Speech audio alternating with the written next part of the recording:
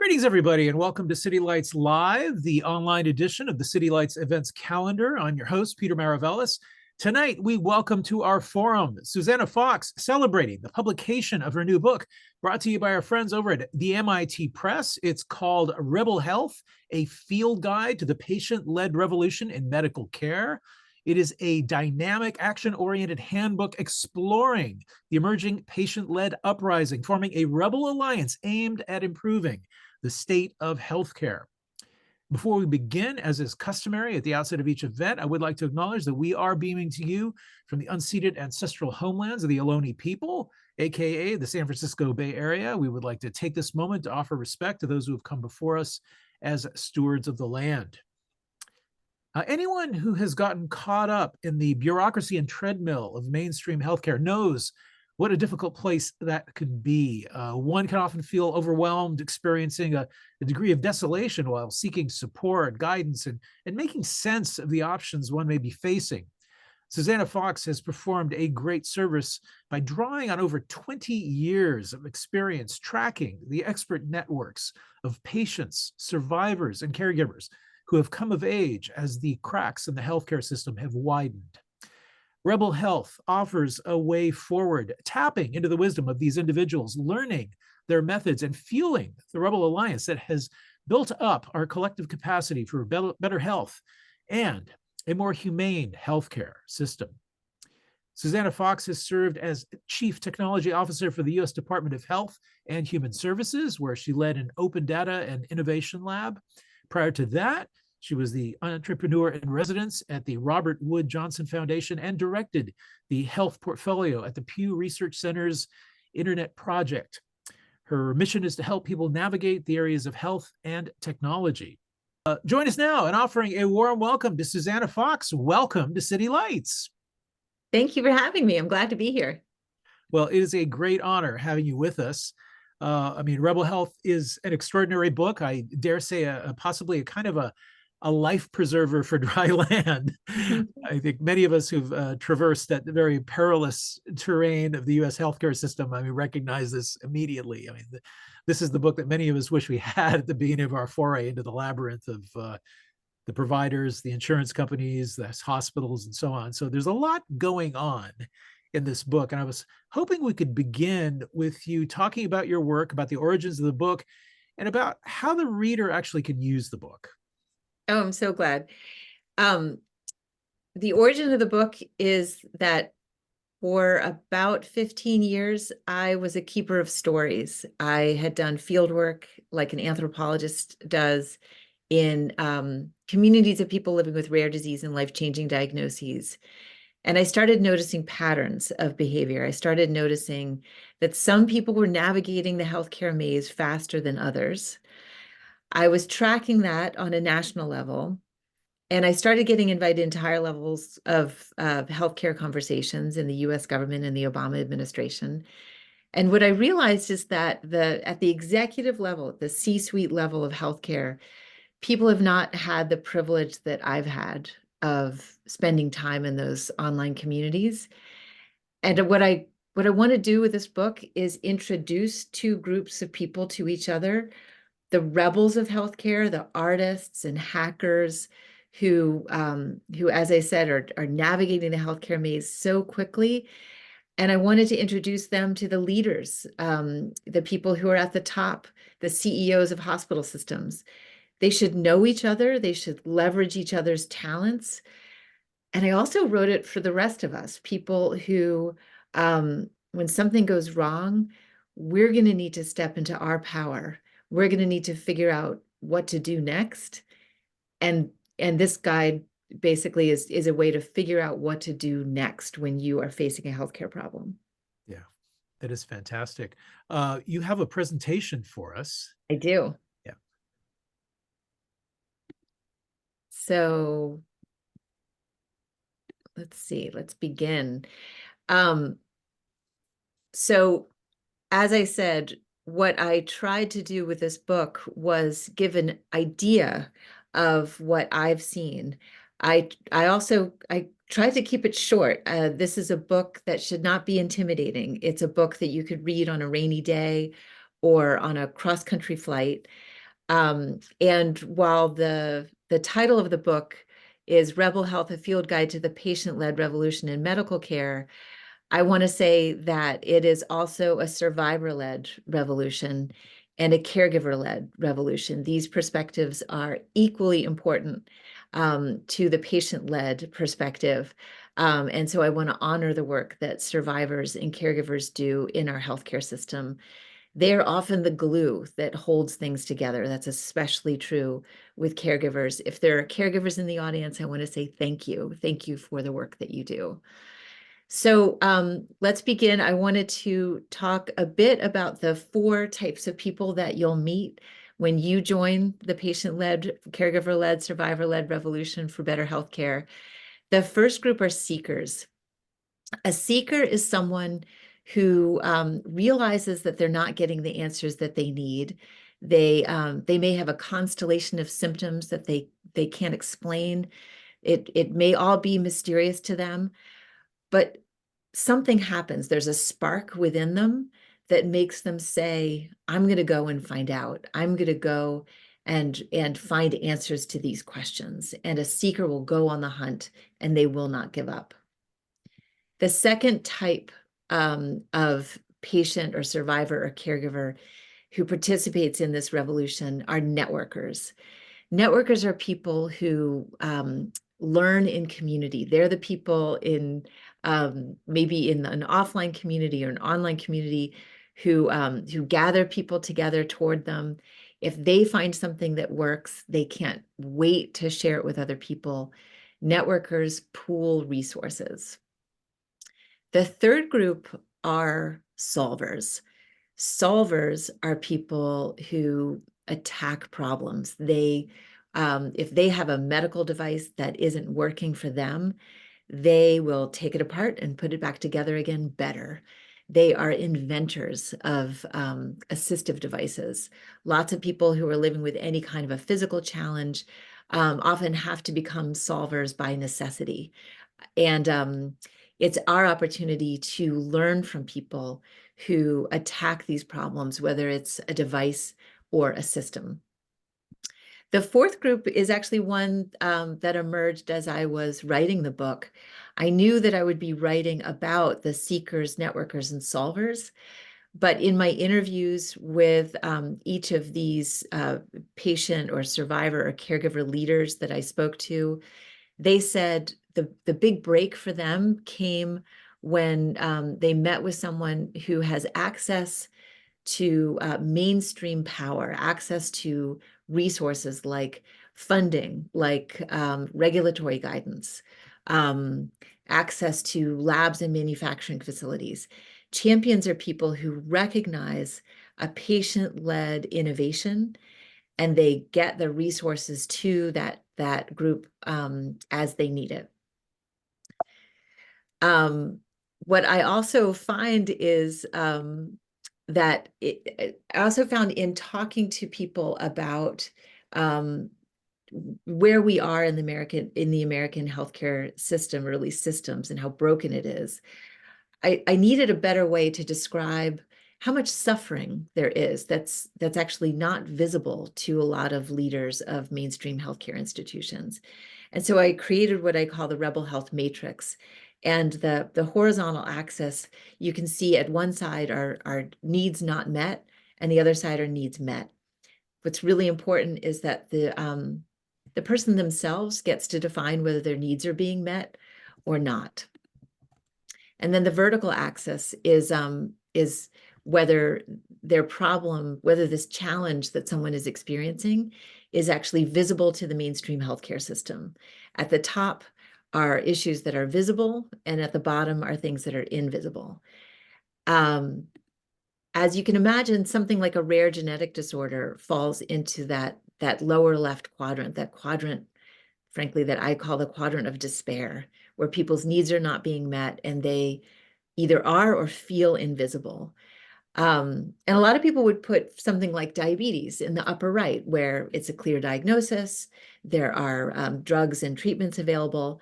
But if you know anybody who lives with diabetes, then you might know also that they probably would put themselves in that lower quadrant, they often say that they feel invisible, particularly people with type 1 diabetes or insulin requiring diabetes.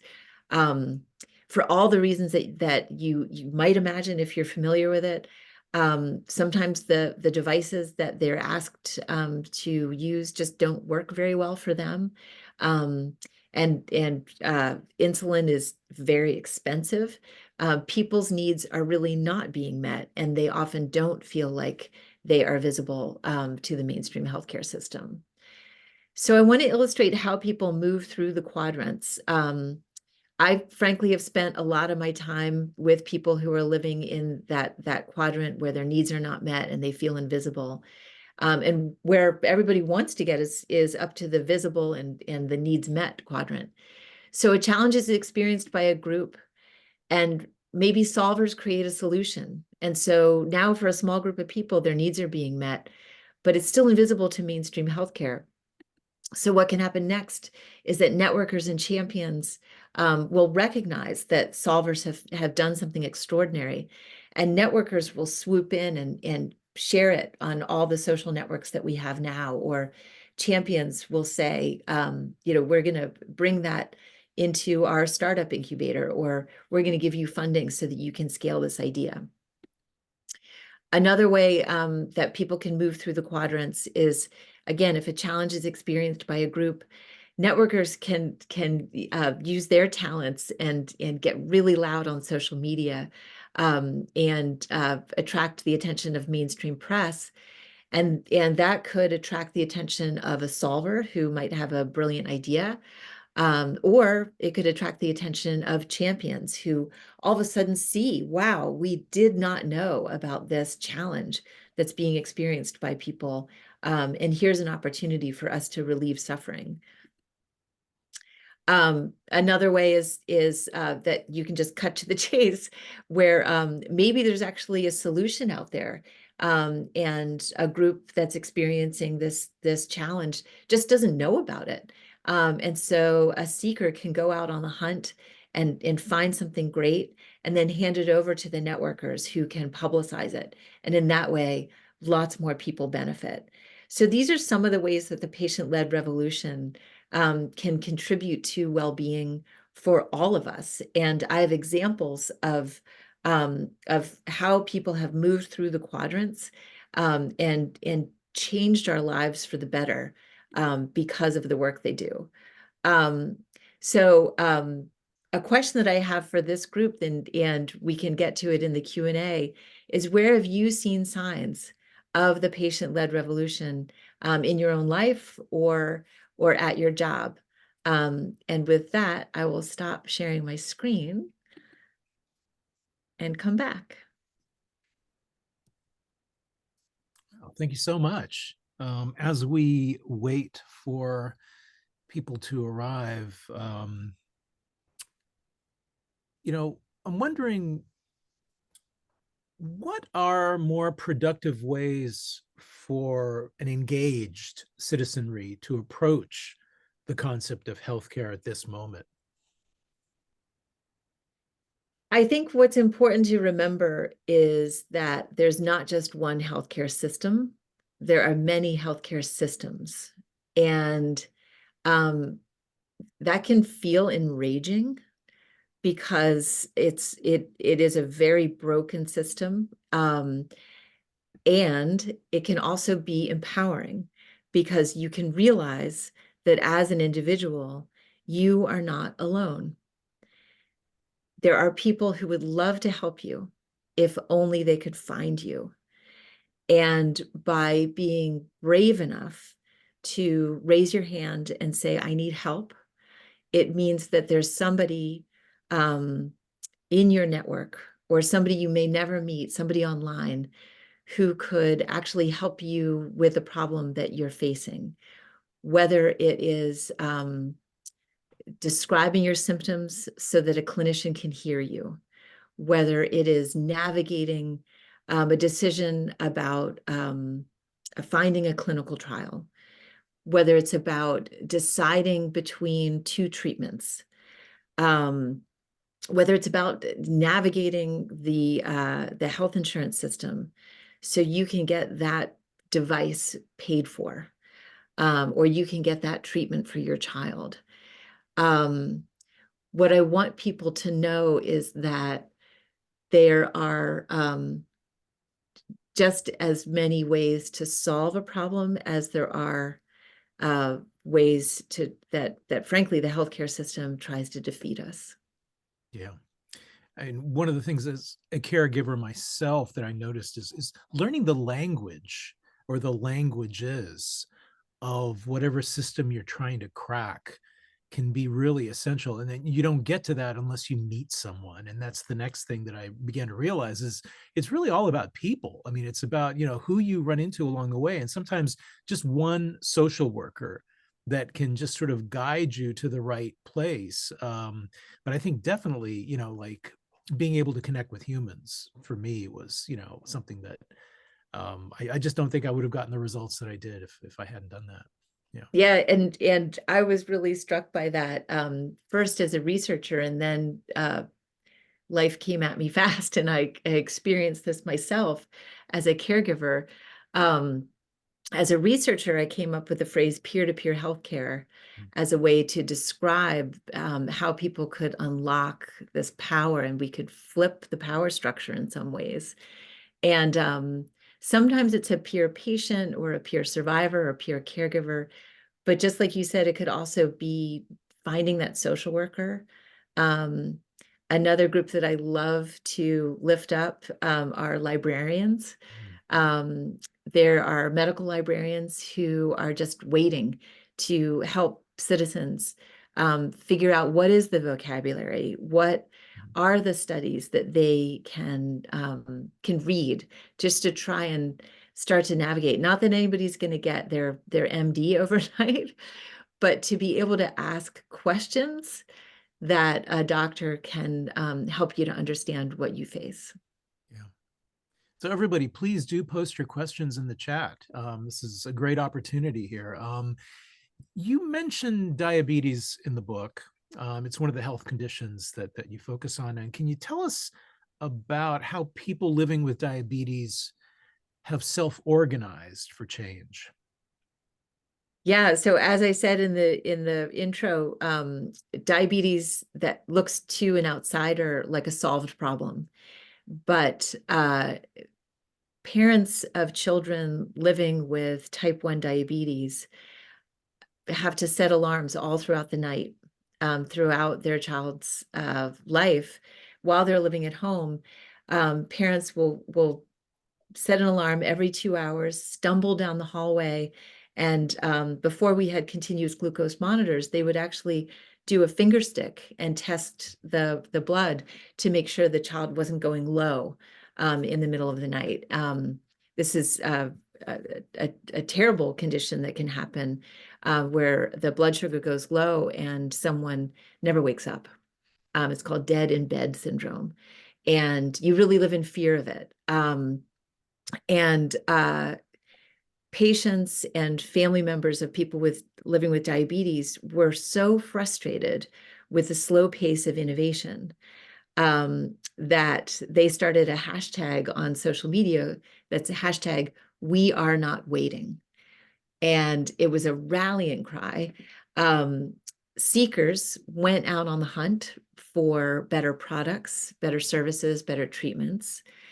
Networkers looped everyone together, and they were the ones who came up with that hashtag and created all kinds of groups on every social media platform you can imagine, and pooled all the resources of what the seekers had found.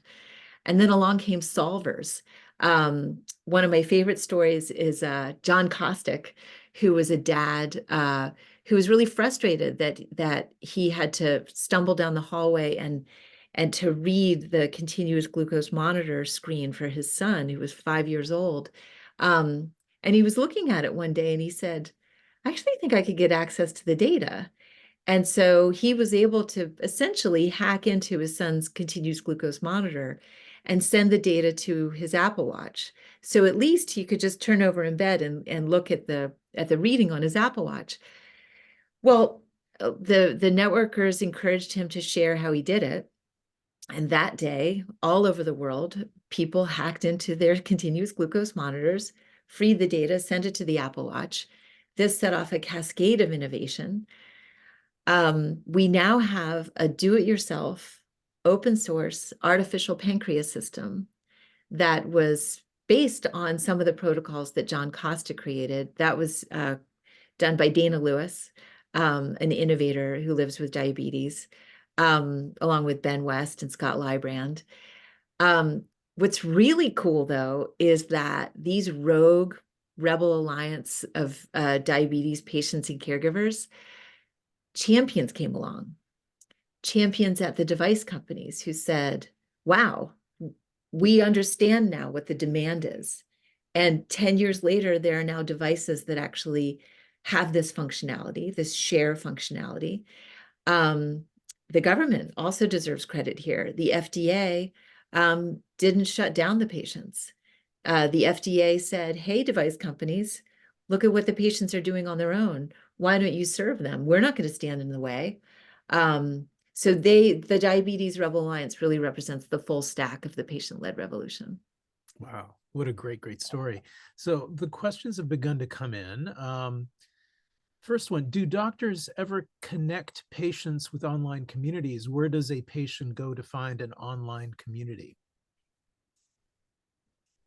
My hope is that doctors and nurses and other clinicians are going to hear about this and understand that it is their opportunity to connect people with resources. The very least that they can do is make sure that people don't leave an appointment without understanding exactly what they have, how to spell it, and to acknowledge, I know that you're not only going to Google this, but you're probably going to look maybe on some social media sites. There are doctors who have recommended resources. One of my favorite examples is a doctor in Boston, Dr. Danny Sands, who gives prescriptions for online patient groups. He gave a prescription to Dave DeBronkart when he was diagnosed with kidney cancer. And Dave acknowledges that that was probably one of the turning points in his life, because it helped him to connect with fellow patients, people just ahead of him on the treatment path for his type of cancer. He connected with a clinical trial and made sure that he was able to follow the protocols. And I'm happy to say, had successful treatment and is still here today. Wow. So the US has a long history of radical health movements, including quite a few with their roots embedded here in the Bay Area. Is there a through line that leads to today's patient-led revolution? Yes, one of my favorite aspects of writing the book was actually looking at that history. I found in every decade of the 20th century an example of a radical health movement. And what I love about looking back at that history is seeing how ideas that looked radical years ago eventually move into the mainstream. So, for example, the example from the 1930s is Alcoholics Anonymous. And that was a group of people gathering together. Substance use disorder was not acknowledged as a disease, and they gathered together peer to peer to solve it. In Berkeley, that was the birthplace of the disability rights movement in the United States, where people said, we deserve to be respected. And they brought in the nothing about us without us ethic that actually is pretty ancient. It's I believe that it's at least 500 years old in Poland, and then was imported to South Africa and then to Berkeley.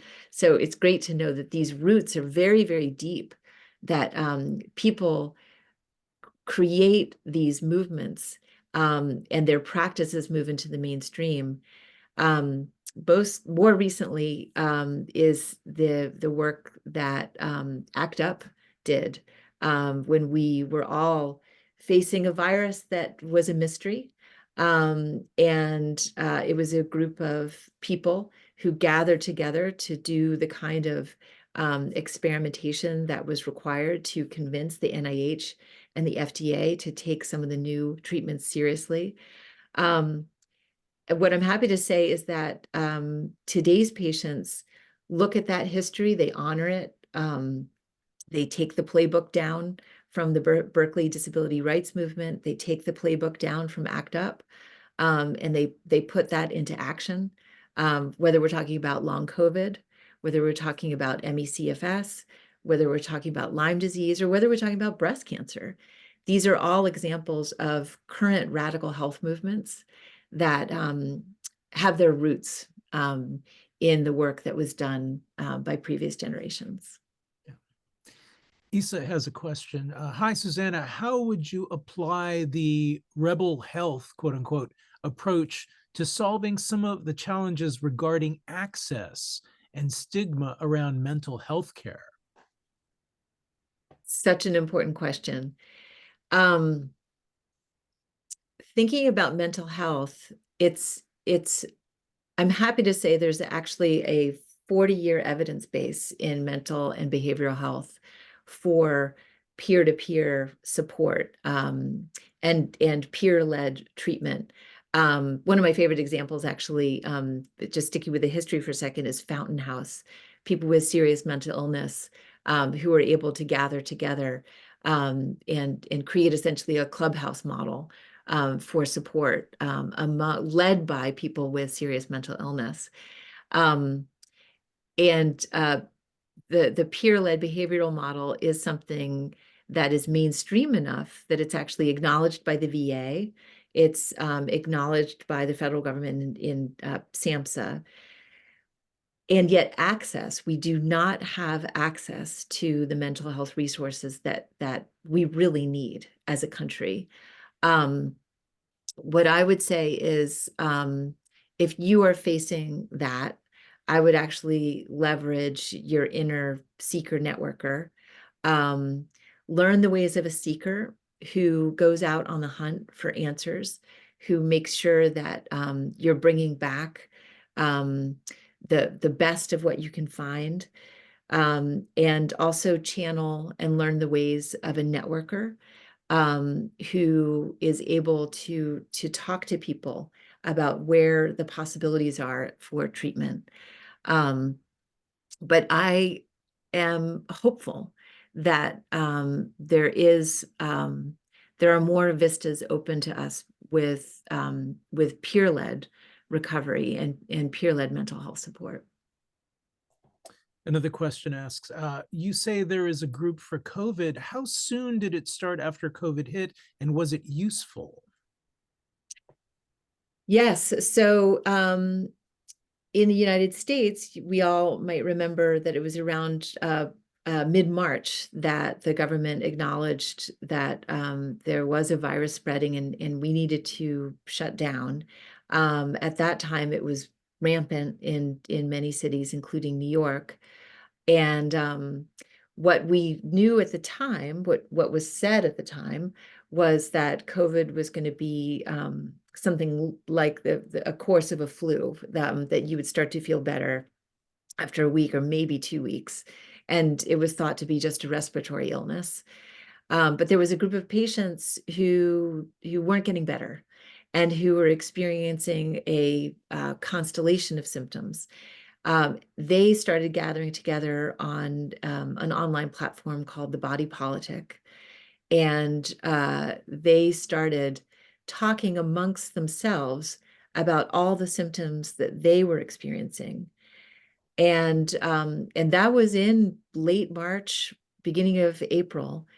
That group of people realized that no one anywhere in the world was tracking what became known as long COVID. Patients themselves named it long COVID. And so they fielded a survey, and they collected over 600 responses. And it was the first definitive survey of the symptomatology of long COVID. And it got the attention of the WHO and the NIH. And so they worked very quickly, and So I would say by May of 2020, they were starting to be recognized, and their work continues today. That group, the core of that group, became the patient-led research collaborative for long COVID. Yeah. Let's see. May asks, how can healthcare professionals effectively engage with peer-to-peer healthcare communities to provide support and guidance?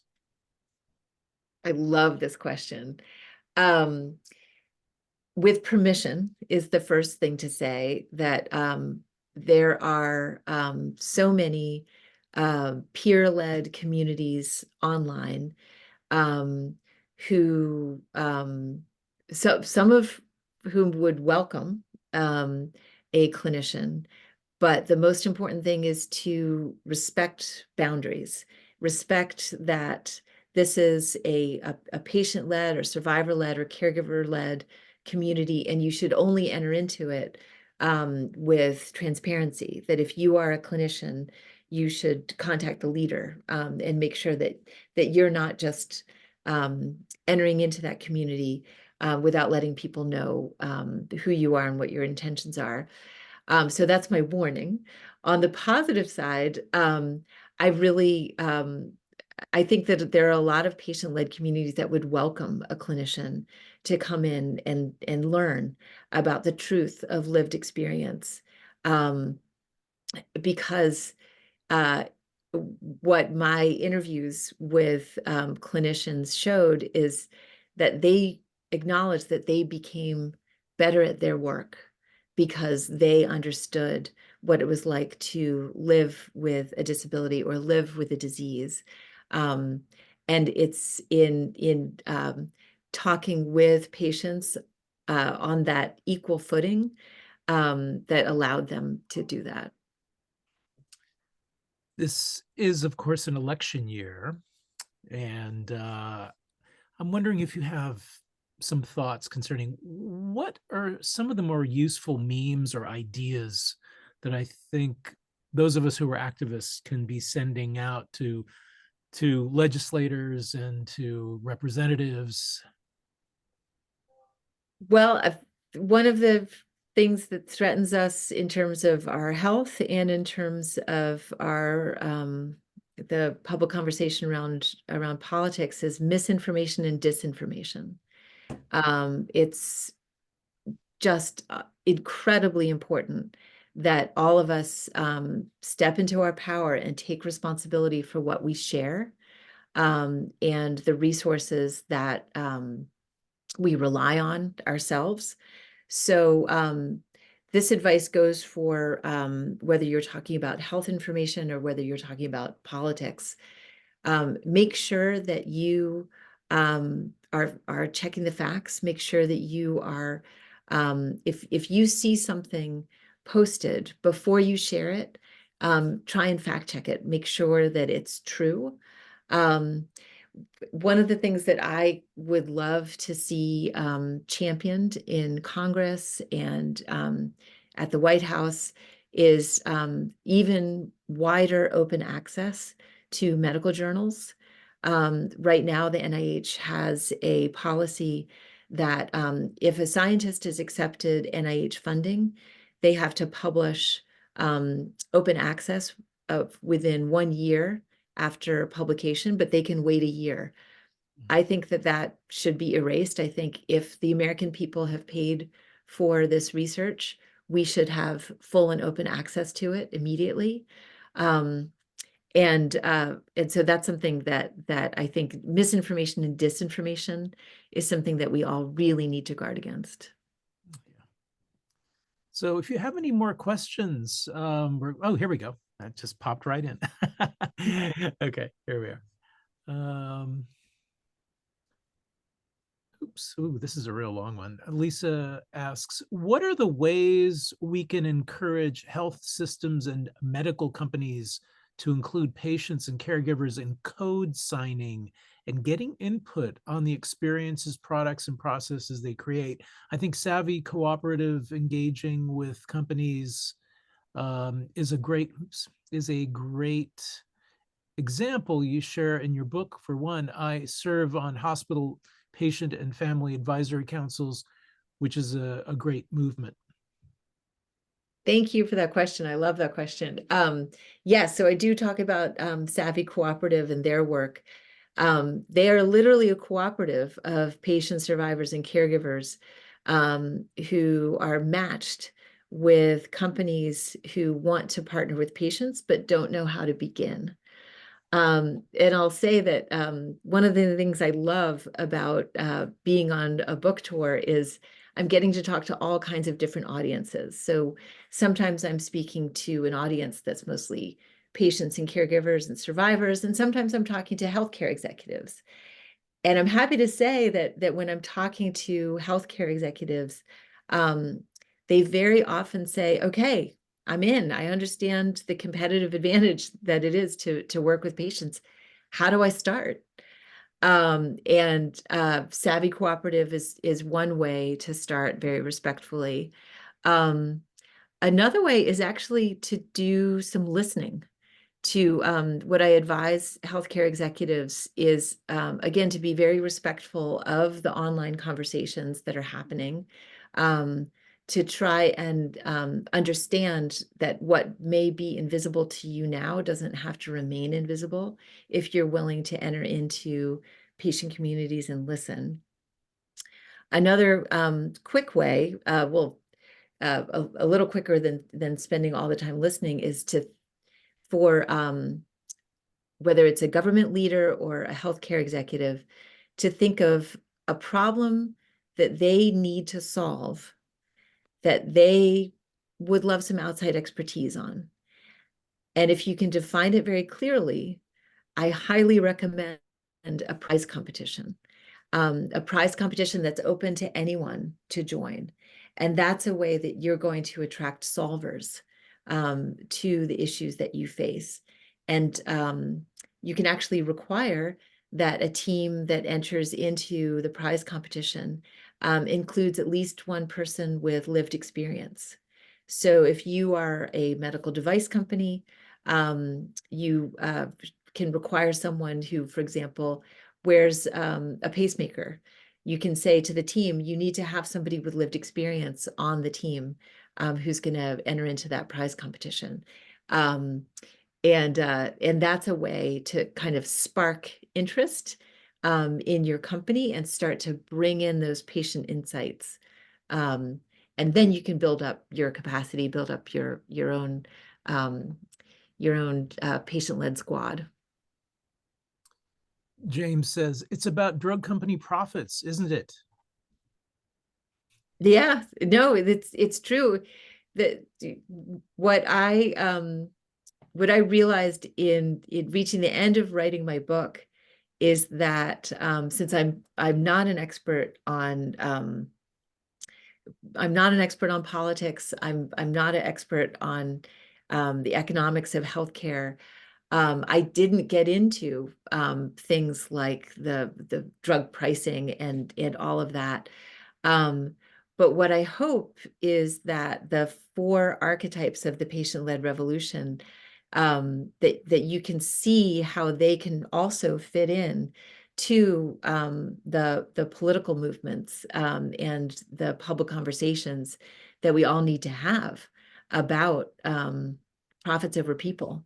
And so I don't have answers to that aspect of it, except to say, this is a field guide to what has happened as the healthcare system is cracking. These are the ways that people have navigated through those cracks to do the best they can for themselves and their families.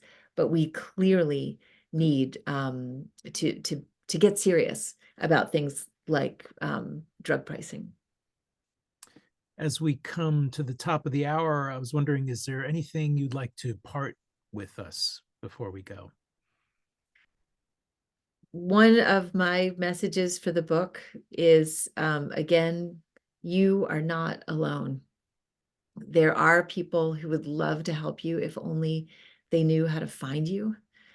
And if you are dropped into the healthcare maze, call out, find someone else, don't give up hope. They people would love to help, and you need to find the courage to raise your hand and ask for it. Well, thank you so much for gracing our halls and for all that you do. And I also want to thank our friends over at the MIT Press for all that they do. A big shout out to Nicholas for his help with tonight. I also want to thank all of you in the audience for helping complete the circle. As always, we have posted links in the chat with which you may purchase copies of Rebel Health. Better yet, if you find yourselves in the hood, drop on by, visit our bookstore. We're located in San Francisco's historic North Beach district at the corner of Columbus and Broadway. We are open from 10 a.m. to 10 p.m. every day.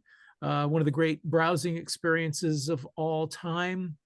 Tonight's event has been made possible by support from the City Lights Foundation, continuing the legacy of our founder, the late Lawrence Ferlinghetti, through our public events, publishing program, and educational outreach, all dedicated to sustaining a vibrant community of readers, writers, and critical thinkers. So be well, take care, everyone. We hope to see you all again soon. Susannah, thank you so much for joining Thanks us. for having me.